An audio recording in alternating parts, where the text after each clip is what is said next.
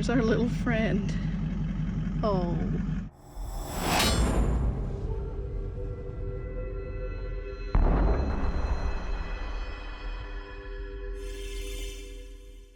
The road to well 34 also corrugated, just not as severely. You can hear us rattling like crazy. We're here at well 34, and the microphone won't pick it, but the trees are just humming with bees or some sort of insect. I hope it's bees and not flies, because as soon as they find out we're here, they're going to be on us. We're wondering if they're little tiny native bees we can see flying all around. All right, let's find our well. Here's the well. It's on the edge of a clay pan in the middle of the desert. We got a bit of rusted out trough and a hole. Looks like animals have actually dug that a little bit. And there's the clay pan that it's sitting on the edge of, surrounded by sand dunes everywhere. All these melaleucas in here are just alive with insects. I can't see any, but they're just humming and buzzing everywhere. We left well 34. We're now at the intersection of well 34 and the CSR. We're traveling north, and that section there, you can see sand dunes here, but you can see that they're not here. So that section there is going to be that high-speed corrugated shit. Then we do a quick left-hander, get into well 35, and then from there, you can see all of this is sand dune country, and I suspect that we won't have the corrugations there because you can't get up the speed. But here, flat, fast, corrugated, sucky. And the distance to well 35 is 13.2 as the crow flies. Hold on to your hats, folks, and Here we go again. put earplugs in, because dear Lord. Solo vehicle northbound, leaving the junction of well 34 and the CSR.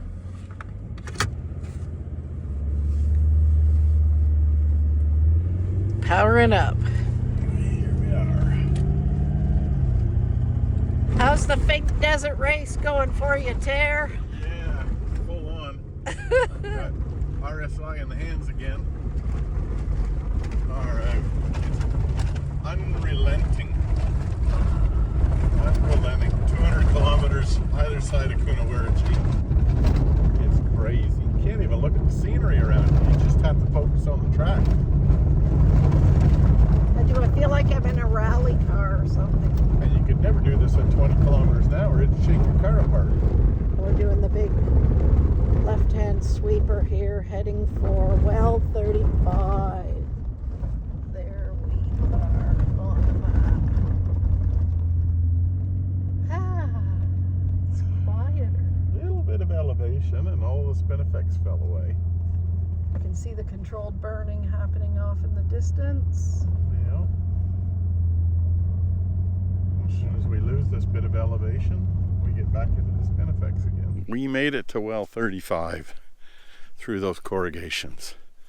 Unbelievable. So what do we got at 35? We got a couple of drums standing sentinel, a couple of star pickets and posts. Well, we got the bucket and the crank handle and a depression where the well used to be.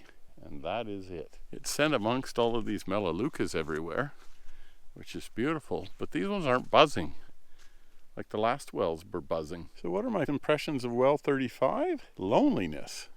And I don't know why this well would be any lonelier than any of the other wells, but it just seems forgotten. It seems forgotten, and it shouldn't have been. Maybe because it's set in such a beautiful location. I don't know. Interesting anyway. What's up, Tare?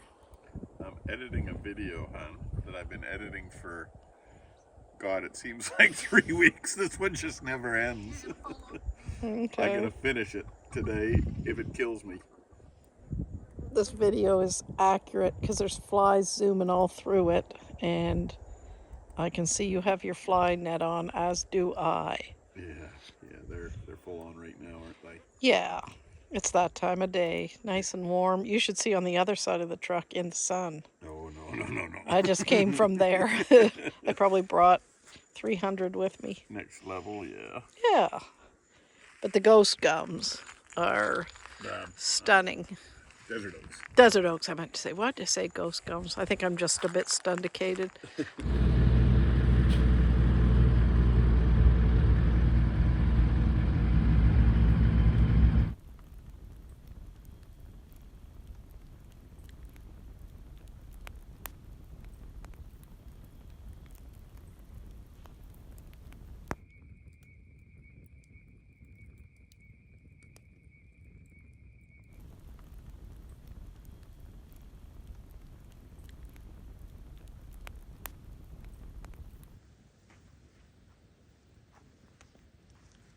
I was just about to say to Terry, did you hear a dog sneeze? And I looked up, and there it was. He's back. Hello. He is. That's why I said he's just a pup. Good morning again, campers. We're leaving our Desert Oak camp. We spent 2 nights there, and we're heading towards well 36. We're about 20 kilometers from it. It was freezing last night. Got down to about 1. Just before we left, we had a couple of inquisitive dingoes running through camp, checking out what's going on. I'm sure they're back there now, sniffing around, looking for any crumb, and they ain't gonna find nothing. This is another camp where someone camped last night, I think, along the track, and here they are having a look. I'm wondering if it's the same two that were even at our camp. It's the same 2 colors. That one might be a bit older though. Have a look at this plant we found on the side of the track. It's like little violets almost. They've got a yellow center in them, and look at the size of the plant itself. I'll come stand by it so they can see. Someone else has stopped here and looked at it too. They have. The first one we've seen like this. Like look at the size of that compared to Jill. It's massive. So pretty. Beautiful, yeah, and we haven't seen one like this on the whole trail. This is our very first one. Oh, feel them. They're like plastic or something. Yeah. Oh, that's cool. Very neat. Camels up ahead here, running through the forest. That's crazy. Got 2 camels up here under the desert oaks. We could see their tracks on the road. Look at that one go. We have arrived at well 36, also known as Kill. Interestingly enough, you can get water out of this well. There's a very large steel structure over it. I'm not sure what that was there for. Maybe for the recommissioning. Somebody had to cart that out here, and this has been carted out recently, and that's been set on there very recently, since that grass grew. You can pull water out of the well. It's not too far down there. Serve yourself water with your own bucket and your own rope. The well itself is set in this little depression, almost like, I guess, a mini lake, surrounded by all these melaleucas. Just leaving well 36 now, heading towards 37, and I thought we would go back into our story time for a little bit. And where we last left off was the 2 of us finishing high school, basically. So we went through to grade 13, and we both ended up at the same university. Now, during high school, Jill and I didn't know one another. We lived in separate cities, of course. And at university, we lived in a co-ed residence. And it was called, the university we went to was called the University of Guelph, and we were in South Residence. And there were well over 1,000 students housed in that accommodation. It was a co-ed dorm, but you had a floor of girls, a floor of guys, a floor of girls, and a floor of guys. And at the top, there was an uneven number of girls and guys, so they stuck my roommate and I, 2 guys obviously, on a floor with girls. And 2 rooms down from Mike and I's room was Jill and her roommate's room.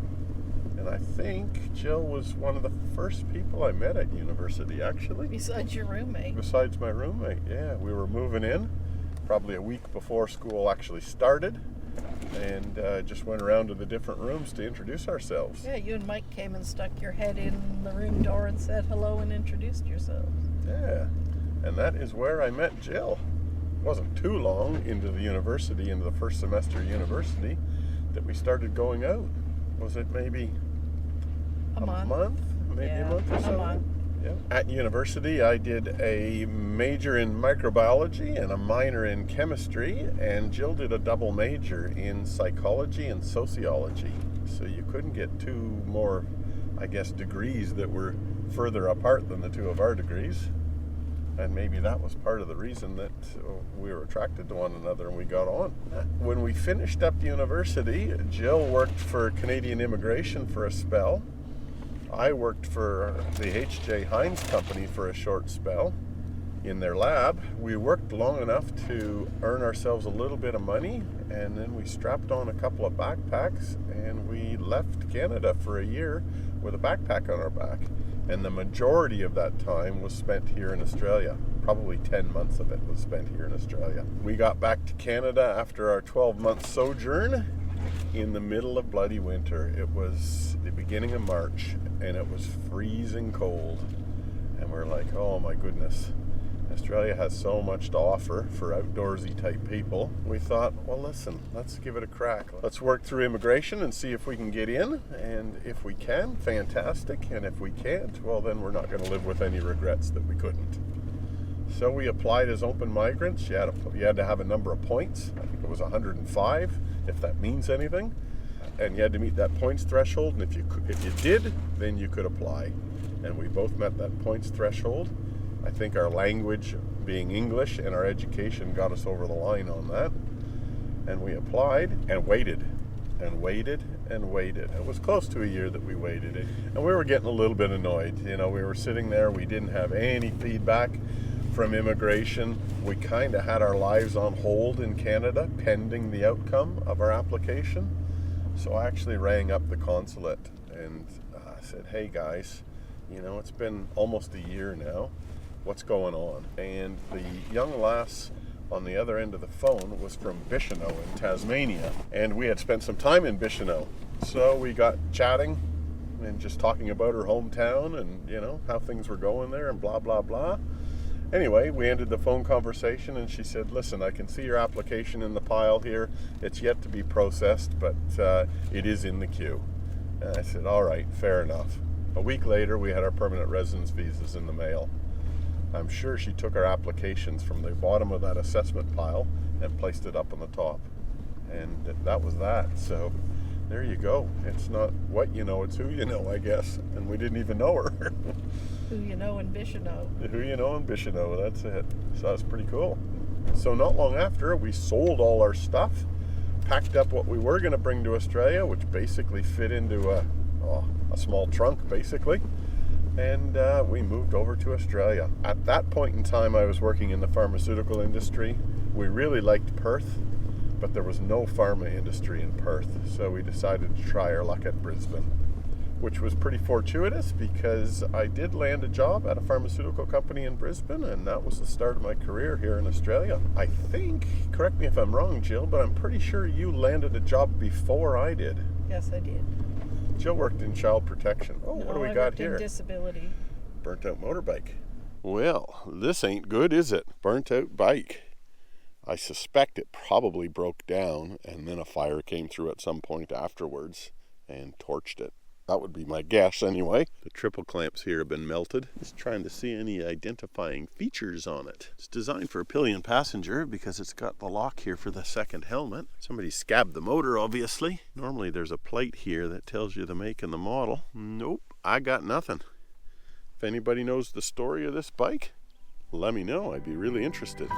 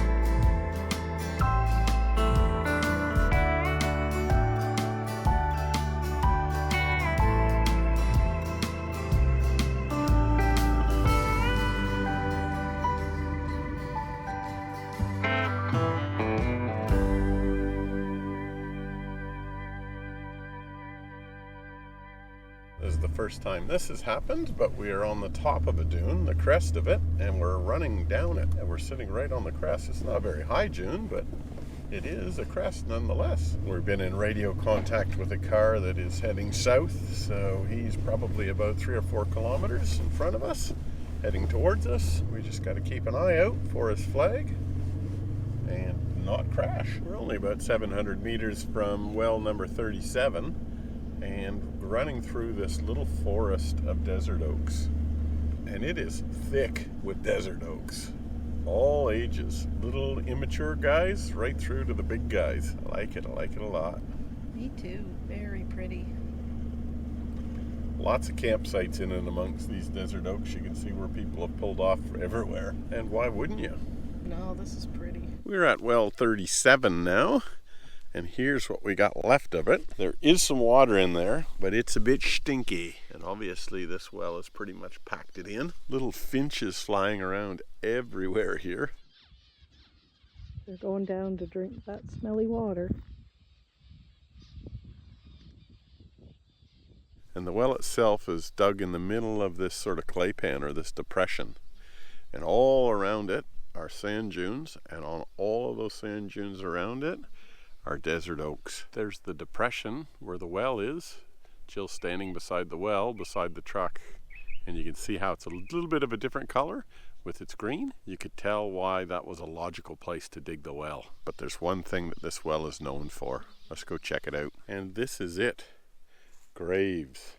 4 people in total have died here. In this particular grave site are 2 drovers that were killed in 1911, and in this one, an unnamed Chinaman, also killed in 1911. Now you might recount the story that I told back at, I think it was well 10, where after these murders, and you could call them nothing else, the canning stock route was basically abandoned for about 20 odd years because people were afraid to come out here because they might get speared by the natives. The 4th grave, which I do not know where it is, but it's around here somewhere, is from somebody who was speared in 1922. And he worked for the Lock Oil Exploration Company. Again, speared in this very location. So for that reason, some people call this the haunted well. And that's the overarching impression that I've got of the well. Not a bit being haunted, but just that a great tragedy happened here over 100 years ago. I'm driving back in the opposite direction now, so I'm southbound. And I'm just going to pick Jill up. She did a little bit of filming. But again, here's that meadow of spinifex. It's just stunning. High as anything. If you ever were caught here in a bushfire, oh boy, she would come ripping through here like nobody's business. It's like a wheat field. This gives you a little bit of an idea of the height of the spinifex. It's roof height of the car. It's incredible. It's like a giant wheat field.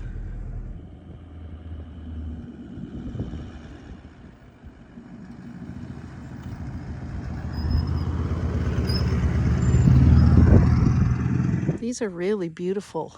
And it's like a soft, I don't know, velour, velvet kind of thing. Not that soft, but that texture, like corduroy folded over leaves. What will we find over this dune?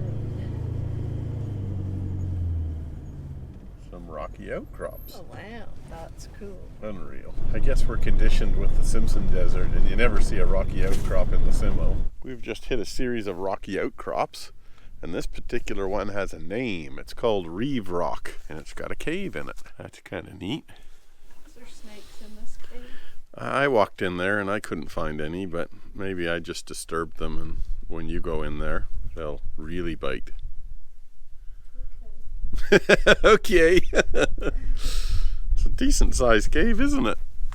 I'm going to climb up on top of it. Up on top of Reeve Rock, pretty decent size. And there's a series of rocky outcrops all out in that swale. Why is it so, I ask myself. It's cool too because the sand dunes have been denuded from the fire. So again, it gives us a little bit of contrast. Naked dunes. This area here is all being burnt, and it fascinates me. Where's the ash gone? You know, you got little pockets of it like that, but where's the rest of it? Like, I am sure when this burnt, this entire thing was black as. Does the ash just blow away? I do not know. As Jill's pointed out, I reckon that's been burnt.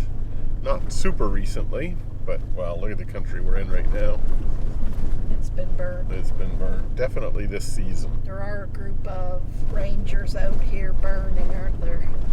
Yes, there are. Maybe this was their work very early in the season. Sand dune up in front of us looks a little bit naked. We got a double humper. naked double humper. A naked double humper. That sounds rude. It does. A naked double humper. And back into the bush. Just to kind of exemplify how changeable this landscape is, we're back into the coarse sand and rock. We got our camelberry bushes back, and our desert oaks have all disappeared. And that all happened in the space of 1 June, basically, 1 or 2 Junes. You popped over them and landscape changed forever. Another area that's been recently burned out, and it's clean as. You can see for a mile. And somebody's trying to slip a couple of corrugations into the mix. With success. Yes, with success. It's kind of neat to have this burnt out area because it provides another contrast for the canning to throw at you. There certainly are still a lot of budgies around, so they must be eating something. Maybe there's enough of these unburnt sections for them to get like spinifex seeds and stuff. We are pretty close to well or water 38, and there's another bike. This sucker has been here for a long time. There's nothing left, just a frame. Let's go check out the water. Hey, well 38, what do we got here? Got a bit of trough, we got a pulley, a sign that says 38, and we got a dead chair from like 1970. Now this wasn't actually a well, it was water that pooled in a rock hole. So let's go down there and see if we got any water in it. Well, what do you friggin' know? There's some water in there. Unbelievable. Let's go down and take a look. Well, there you go, hey? Real, genuine water. It doesn't even look that feral, actually. You know, there's a little bit of green growing in it, but it's clear enough. Tastes beautiful. Lots of buzzy wasps around. Lovely little area through here. We got some ghost gums and some camelberries.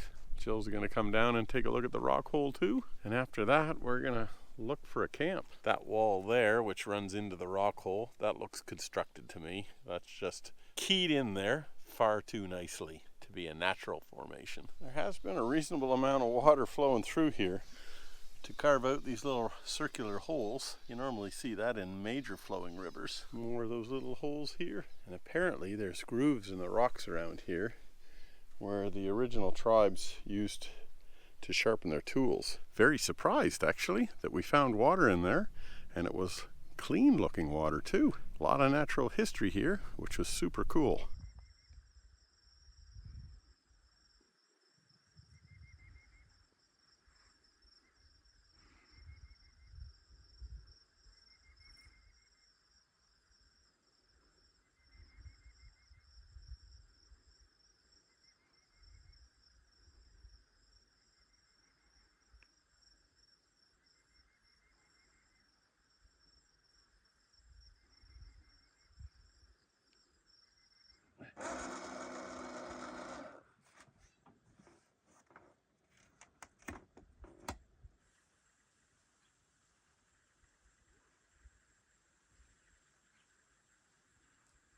Punker pigeons. 8 of them. We call them punker pigeons because of the little punk rocker spike on their head. I don't think these guys are spinifex pigeons though, because I thought they were brown. So we'll just leave them punker pigeons. Let's chase them around the corner.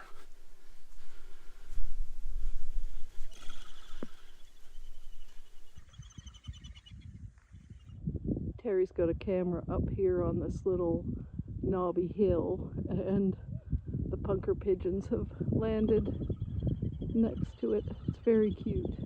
Okay, Jill and I are going to climb up this little peak here.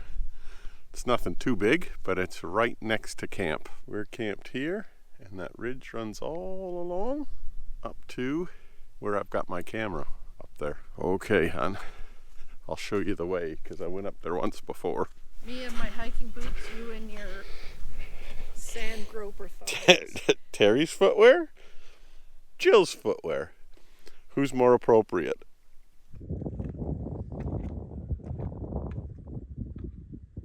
Strangest thing up here, there's no water per se, but there are all these little round holes everywhere, just like they've been carved out by water. So I wonder whether that's actually windblown. They go quite deep too, and they're everywhere. Check these rocks out. They're like meteorites or something. Now I know they're not, but they're craggly and kind of melted like that. Cool. There's camelberry trees down there in a line. Here's one of our famous camelberry trees. And he is past his prime already. Little caved in shelf here. And wherever there's shelter like this, you get these very wide-leaved green plants. Obviously these guys could never ever survive out in the desert. The transpiration rate would just kill them. But under here, where they don't get the direct sun, they can flourish. Really cool colors in this rock too. There's a camp down there, and here comes Jill along the edge. I'm going to walk over to the other boundary of the cliff because it's only a very, very shallow mesa. Awesome, you got these rocky mesas right beside sand dunes. Unreal. This is a solid rock bed here, and these little spinifex plants have managed to gain a root hold in this stuff and actually survived. I suppose that's one of the ways this rock gets broken down too. The roots push in there and start to create little cracks and fissures. Add in some wind and water and a couple of millennia, and you got yourself some sand.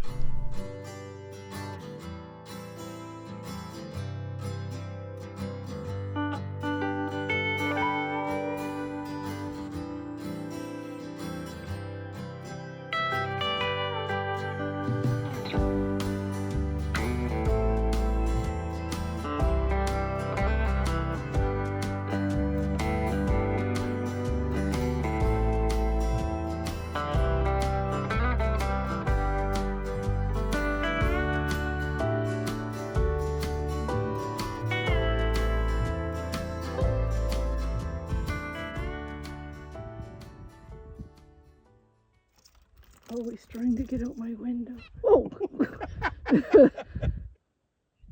Run, guys, run. The little bird is back. Oh, it's in the tree. I think it sees its reflection. I think he does, yeah. Flies, you're not welcome in this video. Please exit stage left. Cute little grevilleas growing on the side of the track. They haven't opened up yet. They're not quite ready. I wasn't sure what they were from a distance, and I said, look, there's a penis plant. Penis plant, yes. Carrie just spoiled the serenity.